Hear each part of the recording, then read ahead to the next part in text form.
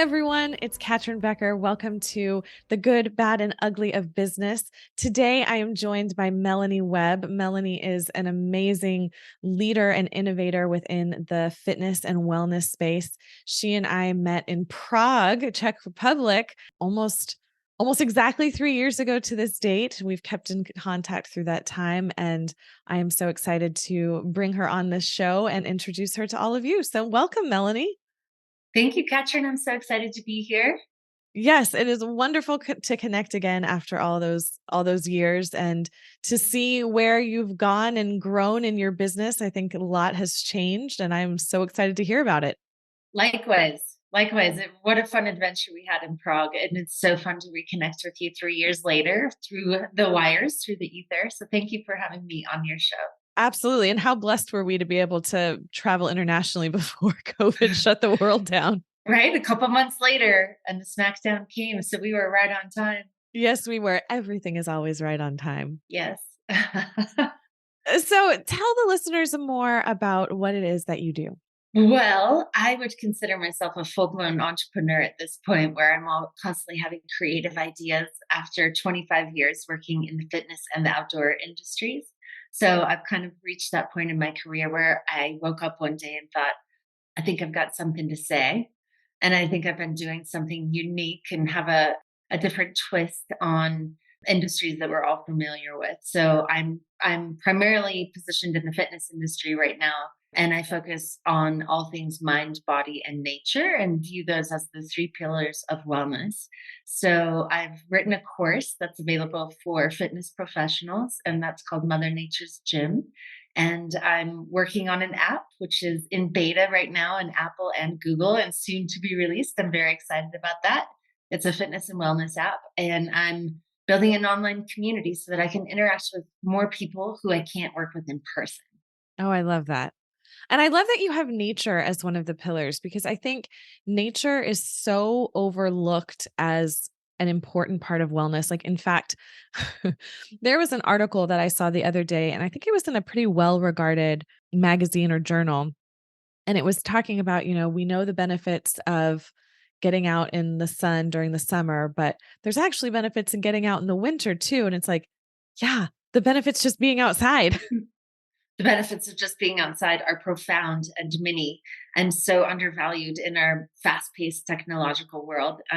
But the fact is we've just fallen far from the tree of our human ancestors and the knowledge that they had, and the fact that Quite we literally far from the tree. quite literally so far from the tree.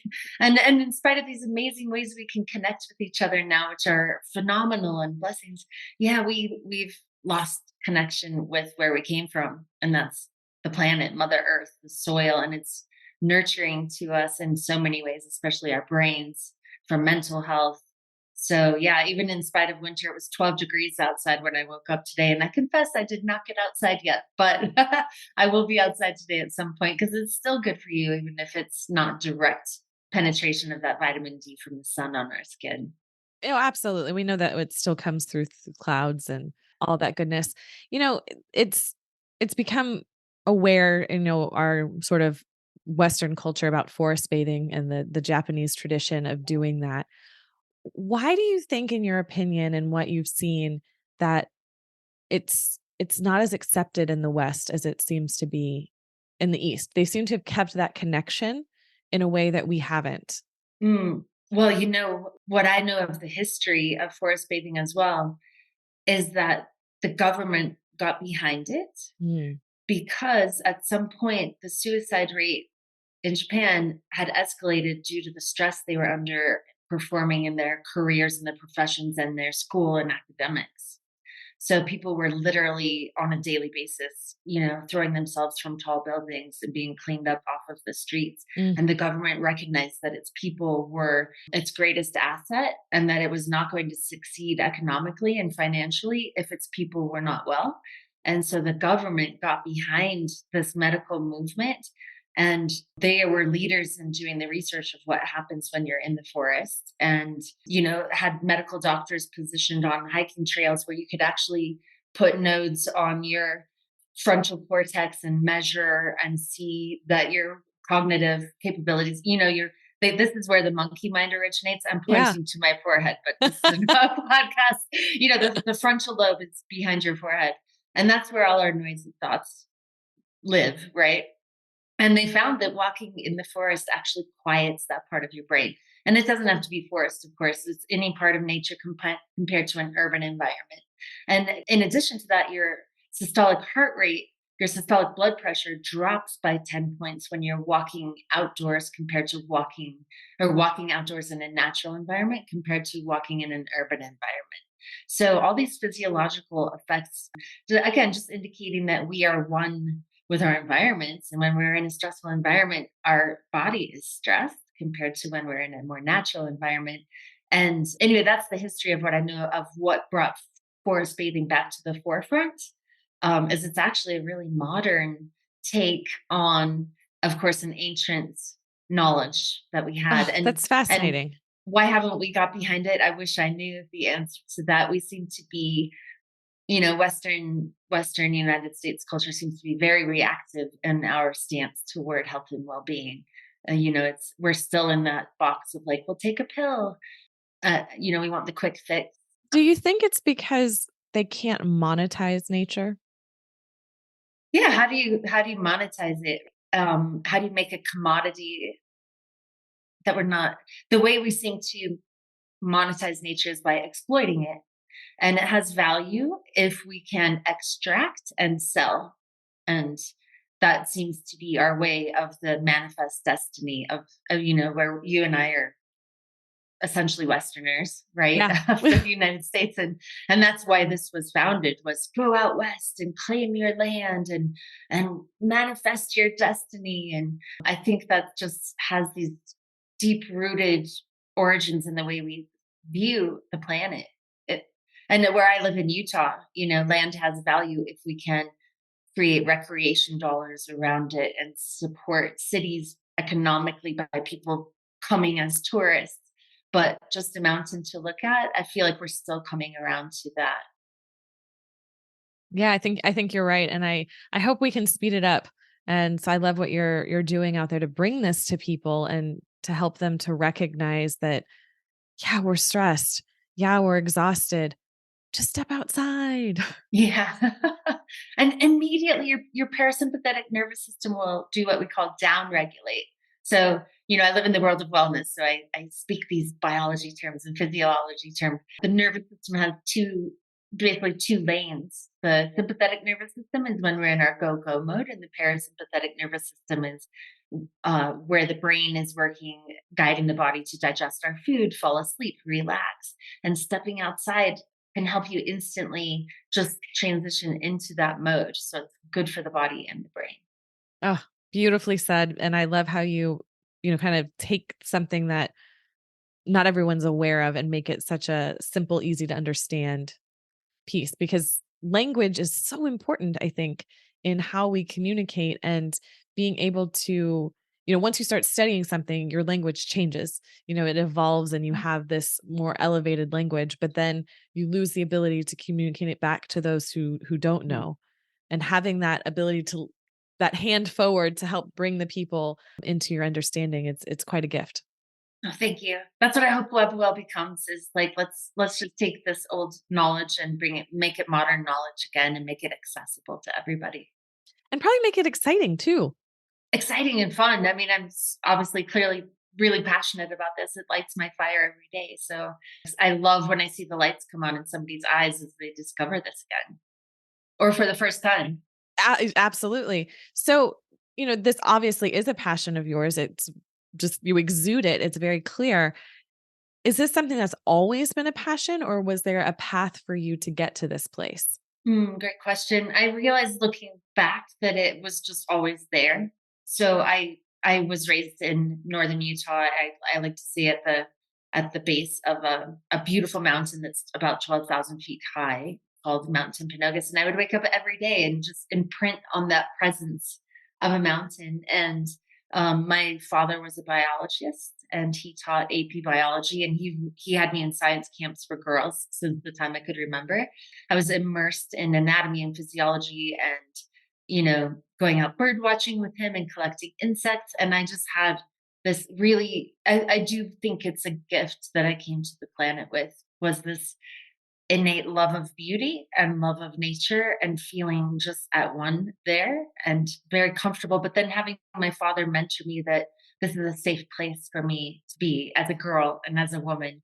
And making sure that I had that relationship. And, his ancestry and my mother's as well, they lived very close to the land. We've always been gardeners and raised our own food in some way.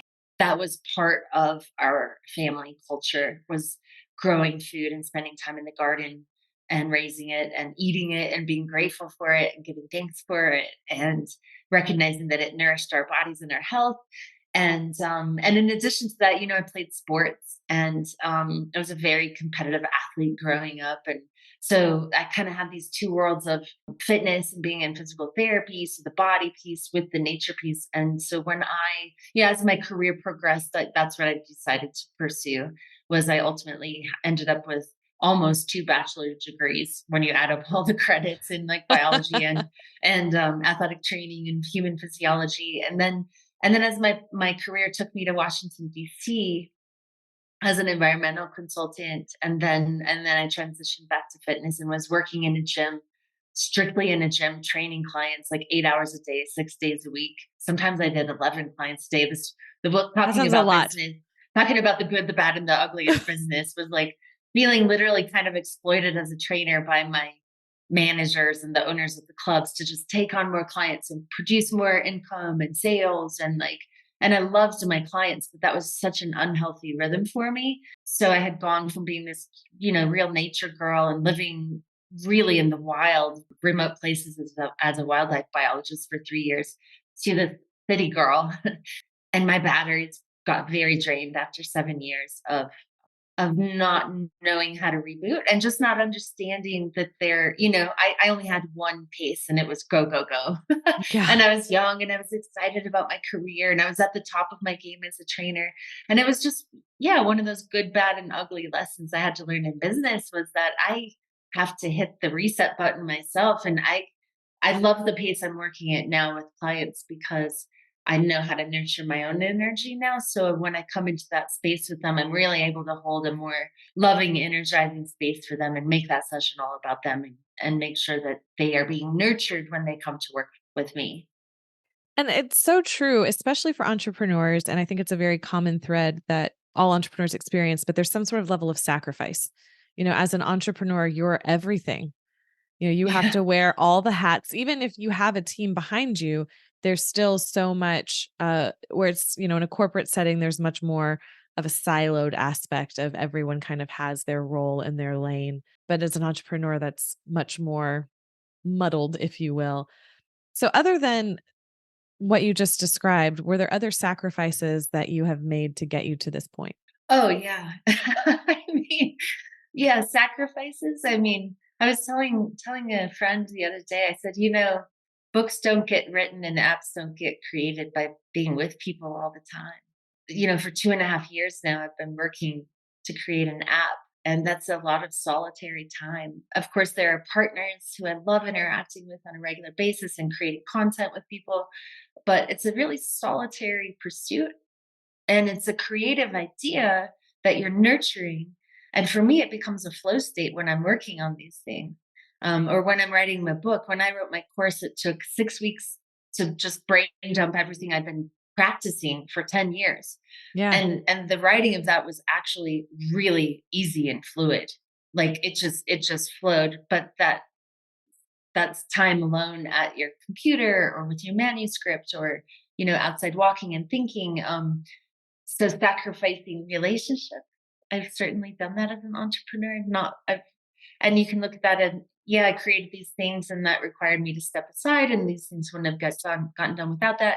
And you can look at it like, what have I missed out on because I did that? And sometimes I looked at my life as like, okay, I'm single, I don't have children. What's my opportunity in this? And I think you and I have connected over Yeah. that before, you as a mother and a wife. And for me, I just didn't want to let a second go to waste. I didn't want to give 1 second's thought to being sad about what I didn't have although I desired it very much and I still do. I just wanted to recognize the gift in the present moment that I've been given and take responsibility for it, that I had some gifts and I had some experience that I felt the world needed. And when that realization came to me is when I stepped out of any kind of fear I had of not using my voice to share, and started stepping forward. And I think it's been really fun. Well, I think what you said right there is so important because especially as women, our one of our legacy is seen as our children. But I think it's all about what legacy, what imprint we leave on this earth when we're no longer physically here. What is our level of significance? I think that's what every human is striving for is that significance and that legacy. And you're just doing it in a different way. And you think about, what mothers have sacrificed their dreams and their careers Yeah. children. It's the same coin, just two different sides of it. There's sacrifice in each side, and women particularly have sacrificed their dreams and careers so much more often to fulfill that part of them. And it's a shame that we're not able to have it all. Or have It it all is a shame. not consistently, congruently, that's not the word. At At the the same time. So yes. simultaneously? Yeah, yeah, so beautiful, Catryn, the way you just said that. It is a different path for a woman. I was at a women's event last night, actually, here in Utah where I live, and different women's organizations supporting women entrepreneurs and trying to give women financial power and education, and recognizing that until we have that, there is no real equality. And yeah, the sacrifices, I agree 100% that it's just I'm living on just a different side of the coin of a woman's experience. And that I respect so much the sacrifice of a woman who becomes a wife and a mother and leaves her career for a time to give her best self to raise those little humans who are Yeah. here on earth. It is a sacrifice. And then to whether you're able to keep a foot in your career, which my sisters have done, and my mother did, and my grandmothers did. They had these passions, and they've been able to walk that balance of having a profession as they raise children. But again, that's just who Michelle Obama had a way of saying, like, every woman is valuable. Every woman has worth, whether you are a mother, whether you are single. Like, even having this Well, conversation is so different. and what you are doing is birthing in something into the world. It's Yeah. all creation. Yes. As I turned 40 this year and thinking, I have two children.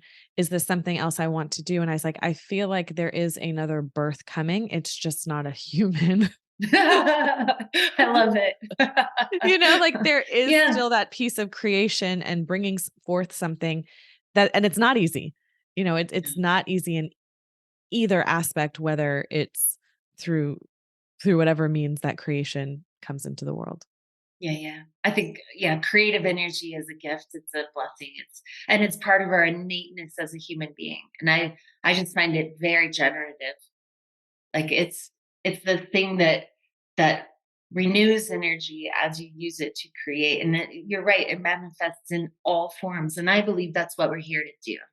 I love that this is the direction our conversation went because I had no I mean, I go into these not having any sort of preconceived notions of where it's gonna go, but it's always inspiring the questions that come up based on the person that I'm with and the amazing things because 50% of the, world is female, they can absolutely relate to this. And the other half of the world is supporting the females, whether it's through partnership in business and romance and however it comes to be, because, we can forget that men do have a part in making babies too. 100%. Yep. Honor them, respect them, value them, grateful for them. Yes, and that place that they serve and bring in for that is incredible. Well, I know that I am very excited to see the amazing WebbWell app that you've created and to learn more about that. What tips do you have for the person working in an office on how they can bring more nature into their life? Also, a really fantastic question. So here's another cool word for your listeners. It's called biophilia, and it Ooh. was yeah, it's really coming into its own now. Probably a solid at least 30 years, 30 to 40 years after the term was coined by an ecologist named E.O. Wilson, who did some phenomenal work about nature. And what all it means, all it boils down to, is that we as humans have this affinity for nature. And you can improve your office life just by having a plant on your desk. Or if you're lucky enough to have a window with a view of something beautiful outside, like in my case here, I'm looking right now at this beautiful winterscape of trees outside the office with snow Oh, on that them. sounds And it's amazing. like, oh, and I can see icicles hanging from the roof and blue sky. But yeah, it's as easy as a plant. You could have an essence or an essential oil of your favorite flower smell or something woody, right? That helps. Soil is actually a huge trend this year in wellness. So, as it's related to the biome, right? Our microbiome, our gut flora, is made better when we get our hands in the dirt. So, if you're someone who likes plants and you want to pot some plants at home, that's actually that interaction with the soil is super good for you. You can take it into your office. Should you wear gloves when you're doing that? Or is it No, better to don't wear be gloves. all right. No, You heard it don't here first. get in First, there no gloves. barehanded, right? And I know you love gardening as I well. certainly Do you do. wear gloves? Sometimes I confess that I wear gloves if I'm like, working with tools and hoeing and everything. So my husband bought me these gloves that have claws on the end. So it's like a trowel, but with your hand. And I No. kind of love it. I feel like a badger. That's very cool. Gets keep the nails cleaner too. It keeps the nails cleaner and it just, Yeah. I feel more control with the soil. And when I'm tilling it, I have some raised garden beds that I work with. Mm. So instead of just having the trowel and not necessarily having the same control, I'll use the gloves with claws. But when I'm planting seeds, I always do that barehanded. Love Uh, it. Yeah. So do I. So do I. And the harvest has to be barehanded. I want to touch these things. For sure. Yeah. I just had my first spaghetti squash that I Congratulations. grew. Yeah, so we harvested them yesterday. Just yesterday, you're still harvesting vegetables? Yes, I still even have green beans on Oh, mine. oh my goodness. I I know, love that it. is the one benefit of it being 80 degrees, in December. Oh, that's so cool. Wow, you're so lucky to grow like that. Yeah, I Um, didn't feel that way when I was planting them in August. August, wow. It was super hot. It was Was super hot. it? Yeah, but Wow, knowing that's that, we've got this later season, I could put in the work in August and know that I would have all fall to reap the rewards of it. yeah, what a great growing season. Yeah. I was thinking about back to your question about how people in an office can bring nature in or get that. That's so one of the things we wanted to do on the app, or I wanted, this was my vision, the nature part. There's no music on the app to the workouts. There is music. So I organized it. I said, okay, if I were creating my own brick and mortar wellness oasis, WebbWell, what would that consist of? Okay, there would be a movement studio where we do the exercise and the movement, and then there would be a relaxation room for the mindfulness component. And woven throughout would be some nature, right?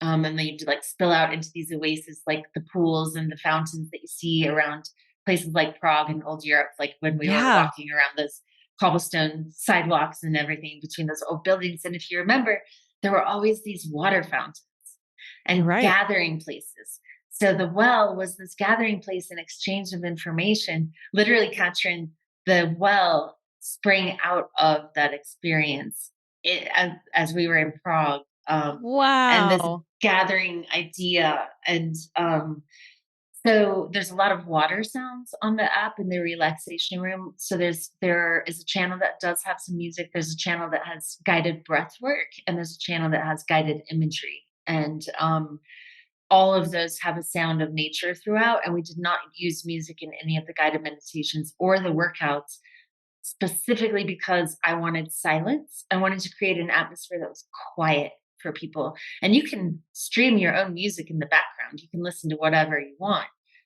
But when you enter WebbWell, I want it to be an environment that is set apart from Mm. the noise of every day. And I'm really excited. I'm working with a friend and a peer named Teddy Searle, who is a really, she shares my passion for nature. She's from Washington State. And she has been making some really fun 10-hour long streaming sounds of the ocean or of nighttime at camp sort of thing. So there's those kind of streaming soundscapes of nature that you can stream in the background or put your headphones on while you're working quietly at your desk and bring that nature to you. So I even love the that. sounds of nature can have an impact on us.